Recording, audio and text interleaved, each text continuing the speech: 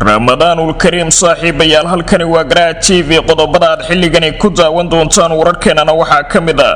dawladda Soomaaliya oo xabsiga dhigtay qaar kamid ah saraakiishii la socotay taliyihii hore ee booliiska gobolka Banaadir Saadaq Joona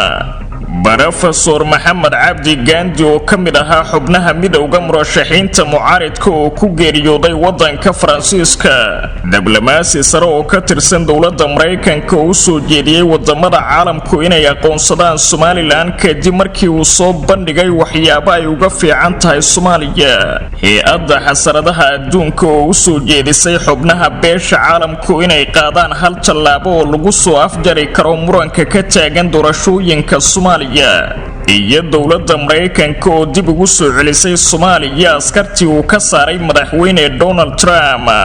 qodobadaasi iyo kuwa kale ayaa daawan doontaan haddii rabbiga weyne inoo ogolaadee diyaar garooba saaxiibayaal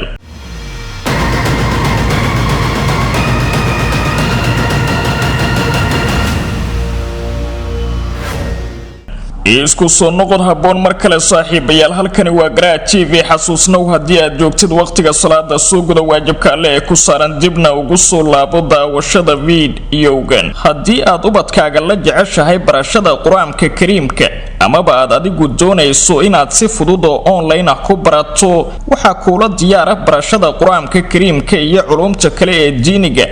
macadka Daarul Xufaad oo ku yaala magaalada Hargeysa wixii faahfaahin inta dheer waxaad kala xiriiri karaysaa telefoonada iyo ciwaanada shaashada kaaga muuqanaya imika aynu ku horeynaa saaxiibayaal dawladda Soomaaliya ayaa xabsiga dhigtay qaar kamid ah saraakiishii la socotay taliyihii hore ee booliiska gobolka Banaadir Saadaq Joon oo dhawaanay dawladdu xilka ka qaaday kadib markii uu ka hor yimid amaradeeda askarta ay xirtay dawladda Soomaaliya oo iskugu jira saraakiil iyo dablayaal ayaa markii hore raacay taliyihii booliiska gobolka Banaadir Saadaq Joon way isku dhaceen dawladda laakiin waxay dib ka go'aansadeen inay ku soo laabtaan dawladda kadib markii generaalku uu tagay xaafadda Shiirkole ee degmada Hodan saraakiisha ayaa markii ay dib ugu soo laabteen dawladda Soomaaliya waxay u sheegeen in ay markii hore qaabka fiirsilaana ugu biireen ciidanka ka falaagoobay dawladda ee horkacayo generaalkii hore u xukumayay booliiska gobolka Banaadir Saadaq Joon isla markaana ay haatan go'aansadeen inay dib ugu soo laabtaan ciidamada qaranka laakiin soo taliyaha booliiska dawladda Soomaaliya Xinjaar ayaa la sheegay inuu amar ku bixiyay in la xiro askartaasi maadaama ay galeen dambi qaran dhabarjamina ku sameeyeen dawladda federaalka ee Soomaaliya ila ka tirsan laamaha ammaanka oo ay soo xigatay warbaahintu waxay sheegeen in askarta la xiray ee iskugu jira dablayaasha iyo saraakiishu inay gaarayaan ilaa 10 ruux kuwaasi oo sidoo kale aan la cadeynin halka ay ku xirtay dawladda Soomaaliya dhinaca kale taliska booliiska dawladda Soomaaliya ayaa xiray 7 kamid ah ciidanka booliiska degmada Hodan oo laga soo eriyay guriga taliyihii hore ee booliiska gobolka Banaadir Saadaq Joon kadib markii la geeyay aaga Shiirkole oo ay ka jidhay shaqaaqa u dhaxaysay dawladda iyo Saadaq Joon ila ka tirsan laamaha ammaanka ayaa u xaqiijiyay warbaahinta in ciidamadani oo deganaa meel u dhow guriga Saadaq Joon oo ku yaala xaafadda Shiirkole uu yimid generaalka oo wata gaadiid fara badan kadibna uu ka qaatay moobiladoodii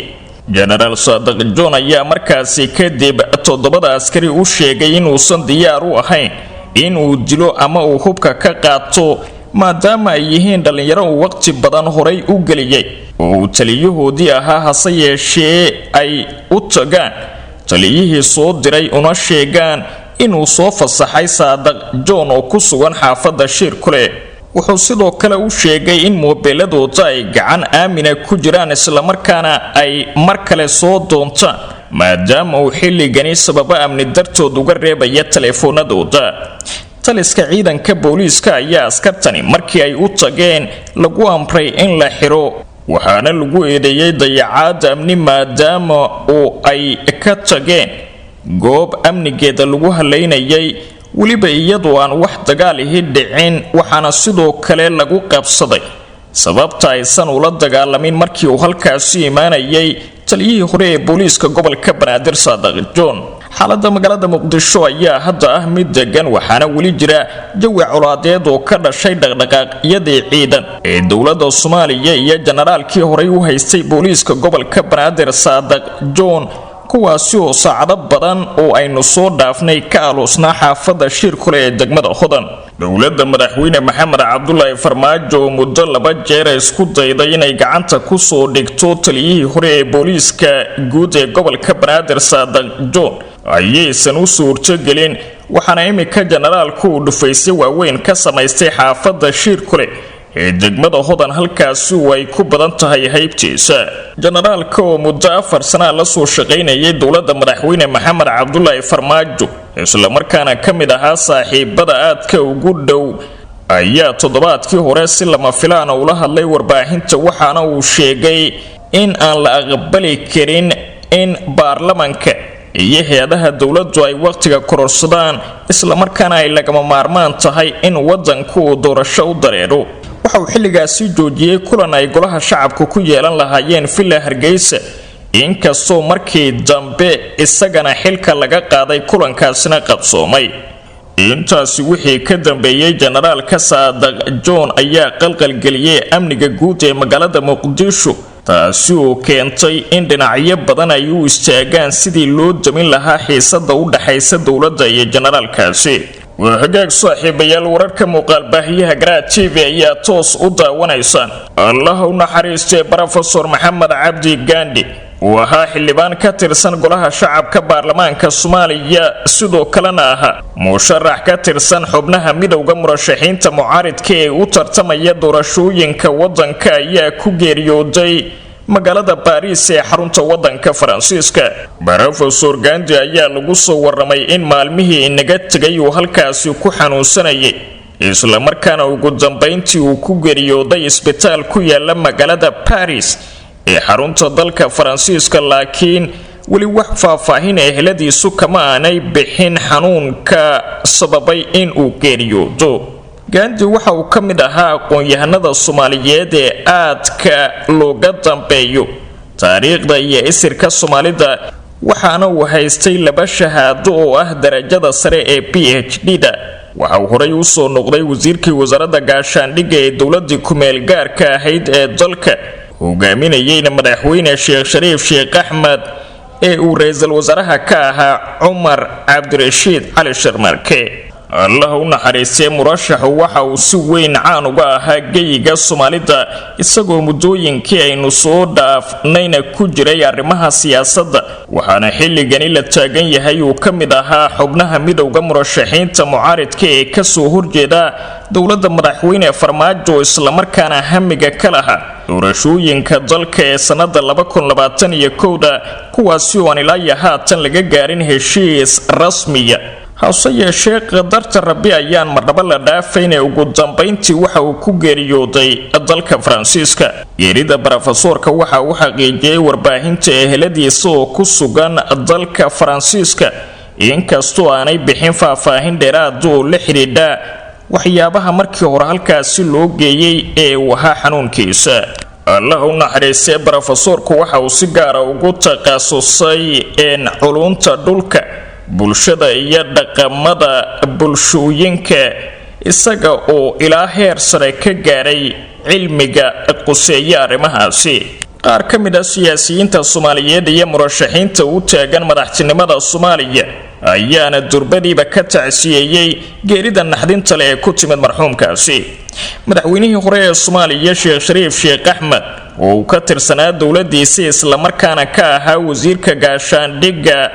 isla markaana ay imika ku wada jireen golaha midowga murashaxiinta mucaaridka ayaa ka tacsiyay geerida naxdinta leh ee ku timid Professor Gandi. وحقاق صاحب يال شبكة ورarka ee Garaad TV ayaa toos inooga dheehanaysan ku-xigeenka xogayihii hore ee Mareykanka u qaabilsanaa qaaradda Afrika sidoo kalena soo noqday safiirkii dowladda Mareykanka ee wadamada Guinea iyo Ethiopia Ambassador Tibor Naji ayaa ka hadlay farqiga u dhaxeeya dowladda federaalka ee Soomaaliya iyo Somaliland isagoo sidoo kalena wadamada dunida u soo jeediyay in ay aqoonsadaan xilligan Somaliland.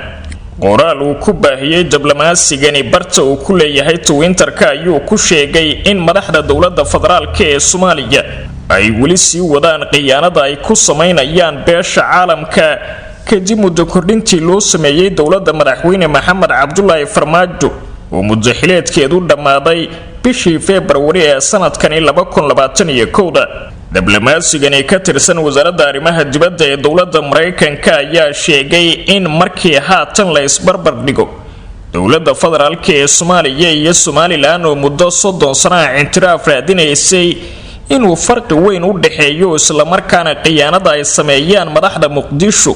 aysan ka jirin Somaliland, taasi oo sheegay inay ku mutaysan karto Somaliland in xilligani ay hesho aqoonsi caalami ah. Naaji waxa uu sidoo kale qoraalkiisa ku yiri Soomaaliya waxay u baahan tahay doorasho, laakiin hogaamiyaasha Soomaalida ayaa mar kale qiyaameeyay bulshada caalamka iyagoo kordhiyay muddo xileedka hay'adaha dowladda oo uusan qabin dastuurka u yaala wadanka sida uu hadalka u dhigay. ku-xigeenka wakiilkii hore ee dowladda Mareykanka u qaabilsanaa qaaradda Afrika waxa uu sidoo kale shaaca ka qaaday in marka la eego nidaamka hogaamineed ee xilligani ka jira Somaliland inuu yahay mid la jaan qaadaya dimuqraadiyadda iyo kala dambeynta caalamka, halka hogaamiyaasha dowladda federaalka ee Soomaaliya ay weli sii wadaan khiyaanada ay ku sameynayaan bulshada caalamka iyo danjirayaasha jooga magaalada Muqdisho, iyadoo waxa kaliya laga shaqeynaya ay tahay waxa kaliya wakiilada beesha caalamku ay ku mashquulsan yihiin oo ku tilmaamay sidii ay horumar u gaarsiin lahaayeen wadanka Soomaaliyeed. isagoo hadalkiisa sii wata ayuu ka dayriyay aaminaad la'aanta siyaasadeed ee madaxda Soomaaliya, taasi oo uu sheegay in haddii ay sii socoto ay keeni doonto cawaaqib xumo wayna sii wadi doonaan khiyaanada ilaa ay ka dhalanayaan cawaaqib iyo dhaba, ayuu sheegay diblomaasigan ka tirsan wasaaradda arrimaha dibadda ee Mareykanka. waxa uu intaasi sii raaciyay in bayaankii Somaliland ay ka soo saadhay xaaladda Soomaaliya ee xilligani inaanu ahayn oo kaliya bayaan, balse Somaliland ay tahay mid hagaagsan. waxaana uu ku yiri hadalkiisa bayaanka Somaliland ma ahan bayaan oo kaliya, balse way muuqataa Somaliland waa mid ka hagaagsan dhan walba marka loo eego dowladda dhexe ee Soomaaliya. diblomaasiga ayaana ugu dambeyntii soo jeediyay in il gaar lagu fiiriyo xaaladda Somaliland markaasi daraasaad dhinaca hogaaminta iyo aaminaadana laga qaado hogaamiyaasheeda, oo uu sheegay inay waxyaabo badan xilligani uga holan yihiin marka loo eego magaalada Muqdisho iyo hogaamiyaasha haysta Jamhuuriyadda Soomaaliya. waa hagaag saaxiibayaal, hay'adda xasaradaha caalamkuna waxay u soo jeedisay xubnaha beesha caalamka ee ku sugan magaalada Muqdisho inay xilligani qaadaan tallaabooyin wax ku ool ah oo looga hortagayo gacanka hadalka dhaca doorashooyinka Soomaaliya. qalalaasaha dabada dheeraaday ee doorashooyinka Soomaaliya ayaa waxa uu galay marxalad halis ah, waxaana sidaasi warbixin ay soo saartay ku sheegtay hay'adda xasaradaha caalamiga ah ee International Crisis Group oo sheegtay in khilaafka haatan ka taagan doorashooyinka Soomaaliya uu si dhaqso leh iskugu bedeli karo gacanka hadal. hay'adda oo ka hadashay muddo kordhintii loo sameeyay hay'adaha dowladda Soomaaliya waxay sheegtay inay sababi karto dib u dhac ku yimaado horumarka Soomaaliya, waxayna hay'addu muujisay cabsideeda ku aadan in xubnaha mucaaradka ah ay iyaguna samaystaan geedi socod barbar socda kan ay xilligani ku howlan tahay dowladda madaxweyne Farmaajo. saaxiibada dibadda ee Soomaaliya oo hogaaminayo Midowga Afrika oo ay taageerayso dowladda Mareykanka, golaha ammaanka ee qaramada midoobay iyo Midowga Yurub waa inay u istaagaan abaabulidda iyo hogaaminta wadahadallo cusub oo dhex mara dhammaan basaamilayda siyaasadeed ee Soomaaliya si loo dejiyo qariirad loo maraya doorashooyin waqtigooda ku dhaca, ayaa lagu yiri qoraalka ka soo baxay hay'adda xasaradaha dunida. hay'adda ayaa tiri dhammaan jilayaasha dibadda waa in ay si aan shaki ku jirin u muujiyaan inay diyaar u yihiin in cunaqabatayn lagu soo rogo dhinacyada hor istaagaya hindisaha cusub ee lagu doonayo waddo la isku afgarto oo horey loogu socdo, ayaa lagu yiri warbixintani ay soo saadhay hay'adda ICG loo soo gaabiyo magaceeda ee International Crisis Group. saaxiibada dibadda ee Soomaaliya oo hogaaminayo Midowga Afrika oo ay taageerayso dowladda Mareykanka, golaha ammaanka ee qaramada midoobay iyo midowga Yurub waa inay u istaagaan abaabulidda iyo hogaaminta wadahadallo cusub oo dhex mara dhammaan saamilayda siyaasadeed ee Soomaaliya si loo dejiyo qariirad loo marayo doorashooyin waqtigooda ku dhaca ayaa lagu yiri qoraalka ka soo baxay hay'adda xasaradaha dunida. Hay'adani waxa ay warbixinteeda ku soo jeedisay in loo baahan yahay dhexdhexaadin saddexaad oo salka ku haysa oo lagu jabinayo caqabadaha doorashada iyada oo la tixgelinayo kalsooni darrada ka dhex jirta jilayaasha siyaasadda ee Soomaaliya. xaqiiq ahaan si kastaba ha noqotee doorasho kasta waxay u baahan tahay in si ballaaran loogu saleeyo xayndaabka heshiiskii 17 Sebtembar iyadoo la og yahay in doorashada aan toos ka ahayn ay tahay habka kaliya ee suurtagalka ee lagu codayn karo jawiga amni ee maanta, maadaama al-shabaab ay ka taliso dhul ballaaran oo dhaca koonfurta iyo bartamaha Soomaaliya isla markaana aanay suurtagal ahayn doorasho qof iyo coda. International Crisis Group ayaa si cad u sheegtay in laga soo gudbay waqtigii la sugi lahaa in siyaasiyiinta Soomaalidu ay kaligood go'aan gaaraan maadaama muddo badan la isku fahmi waayay, waxayna tilmaamtay in khilaafkani uu fursad weyn siiyay kooxda ururka al-shabaab sidoo kalena uu caqabad ku noqday horumarkii sida xawliga uga socday Soomaaliya. dowladda uu hogaaminayo madaxweyne Maxamed Cabdullaahi Farmaajo ayaa ganafka ku dhufatay hanjabaadda beesha caalamka kuna adkaysatay go'aankii ka soo baxay 12 bishani xubnaha golaha shacabka isla markaana ay muddada 2 sano ugu kordhiyeen muddada xilhaynta ee hay'adaha dastuuriga. waxaana xilligani ay soo jeedinaysaa hay'adda xasaradaha adduunku in la qaado tallaabooyin dhaqso leh oo ay sheegtay in ay Soomaalida ka badbaadin karaan gacanka hadal ku dhex mara arrimaha doorashooyinka maadaama xilligani